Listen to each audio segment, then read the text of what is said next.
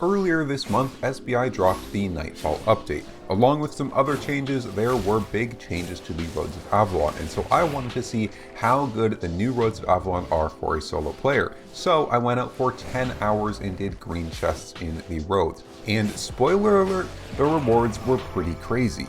So in this video, I'm going to be showing you the rewards from my 10 hours spent in the Roads of Avalon.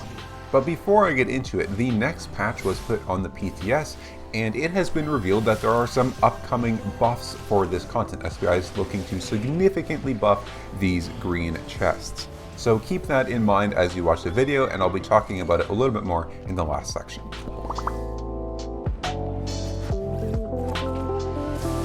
So before we get into the rewards and stats, just a quick look at how I actually collected them. Let's start with the build that I used to do these chests.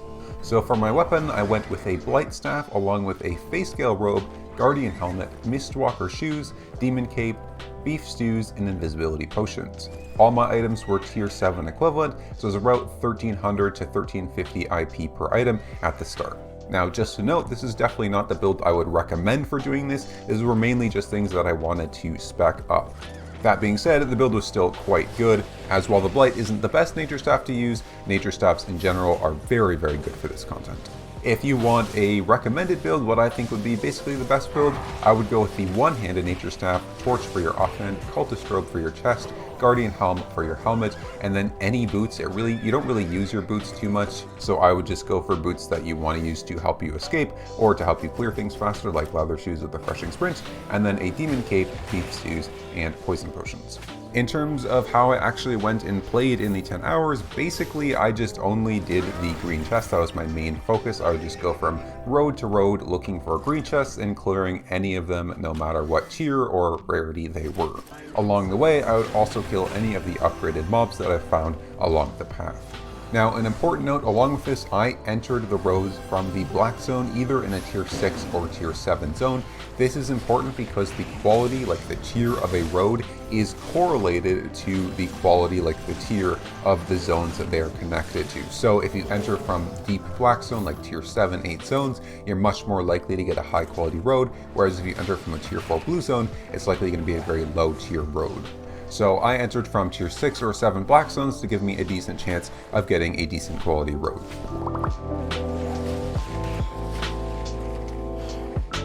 Okay, moving on to the stats that I collected and the rewards from these 10 hours. Let's start with the stats, but real quickly before that, I just gotta put this out there. There's one person who watches my videos who isn't subscribed, so if that's you, you wanna, maybe hit that sub button, thanks. Anyways, onto the stats, let's look at the chests first. So in total, I cleared 88 chests in the 10 hours. 28 of them were tier 4 chests with 23 greens and 5 blues. 41 of them were tier 6 chests with 32 greens, 8 blues, and 1 purple. And then lastly, 19 of them were tier 8 chests with 13 greens and 6 blues. If we put those all together and just look at the rarities, that means that I got 68 common green chests, 19 uncommon blue chests, 1 rare purple chest, and 0 gold legendary chests.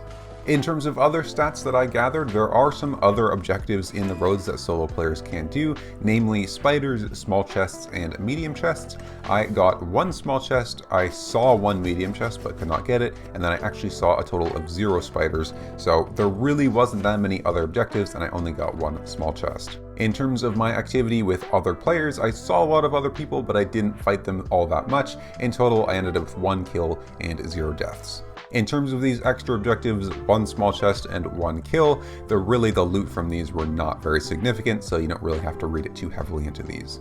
Okay, moving on to the rewards. Now real quickly, just a note that all the values I'm going to present for the rewards, the money, the fame, the might, and favor, these are all values for premium character, for premium status, meaning they're boosted by 50%. If you want to get the non-premium values, just divide any of these by 1.5. Starting with the big boy, we have fame. In the 10 hours, I got a total of 27.59 million fame, which comes out to around 2.76 million fame per hour.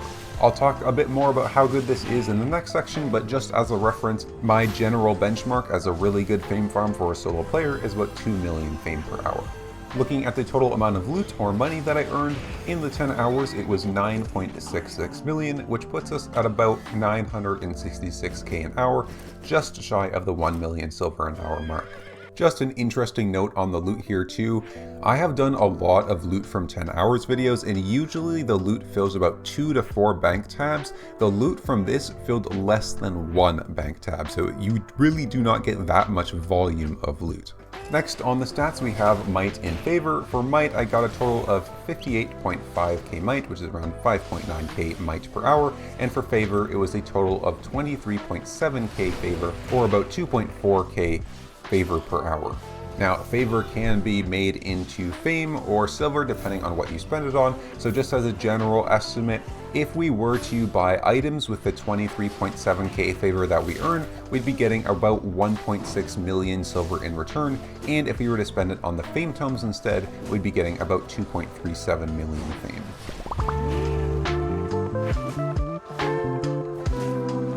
Okay, so is soloing the roads a good activity?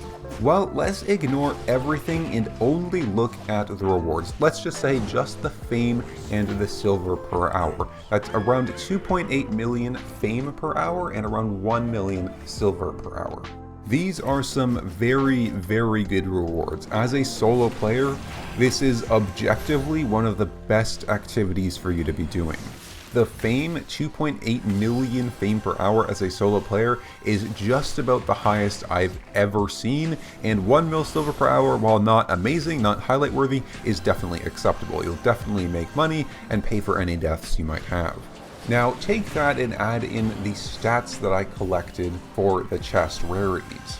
The rewards were really good, but the potential rewards were even higher, insanely high.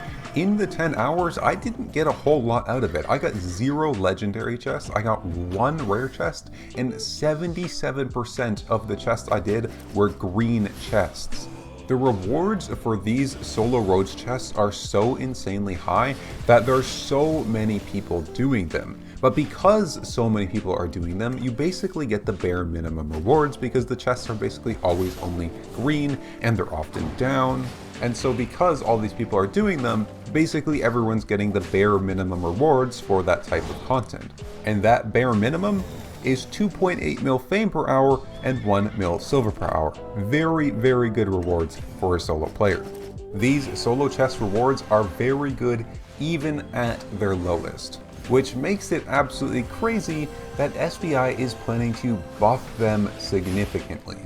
This is the data that Buddy found for the upcoming changes on the PTS. We have a significant increase in chance for you to find leveled up or rare chests.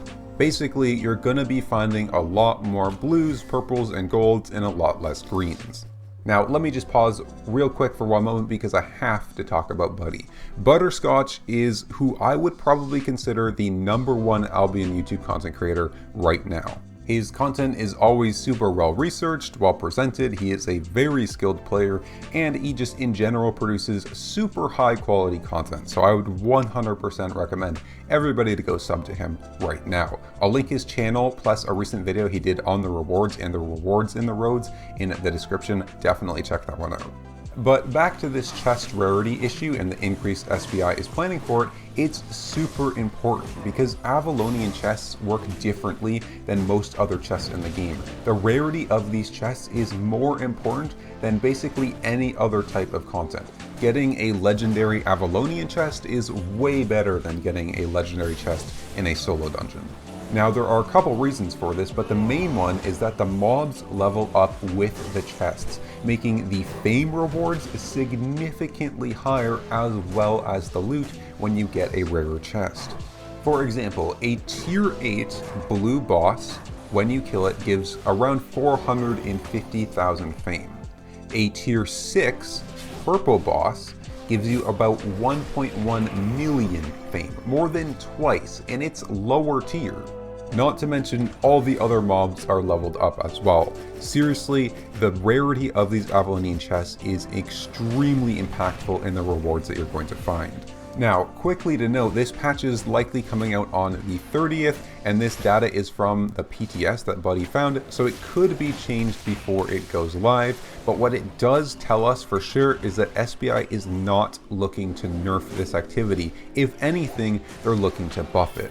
So all that, what does it mean? Well, soloing the Roads of Avalon, soloing these chests, especially in next patch, is extremely rewarding for a solo player. It's borderline broken, if not completely broken, depending on what they do the next patch. So abuse it while it lasts. Now, one quick note, if you are planning to solo the Roads of Avalon and do these chests, I would suggest doing these solo Roads chests plus something else, plus some other activity in the roads. Because while they're good, you spend so much time looking for one that is actually up versus actually clearing them. Many of the zones that you go to won't even have green chests, and if they do, there's a good chance that they won't even be up anyways. You really spend a lot of time just running around actually looking for one of these chests to clear. I calculated my average clear time for chests and calculated that I spent about 50-50 in terms of my time actually clearing chests versus looking for chests. I spent around 5 hours running around the roads and about 5 hours actually clearing chests. So my suggestion, one, obviously bring a fast mount, faster than a tier 5 horse. That was a mistake on my part. And two, it's probably better to do green chests plus something else, plus gather, green chests plus blue chests. That way you're not spending so much time running around looking for these things to do, instead spending more time actually doing them. That is, unless you play at the really low population times during the server. So example, like 3 UTC on the Western server, the game is pretty dead, and so there'll be a lot less competition, allowing you to get much more of those green chests. But anyways, this video has gone on long enough. Definitely do the Roads of Avalon as a solo player. Do these green chests. They are very good for rewards, especially fame. I hope you enjoyed this video and found it helpful. If you did, do all of the stuff you do to YouTube videos, and I'll see you in the next one.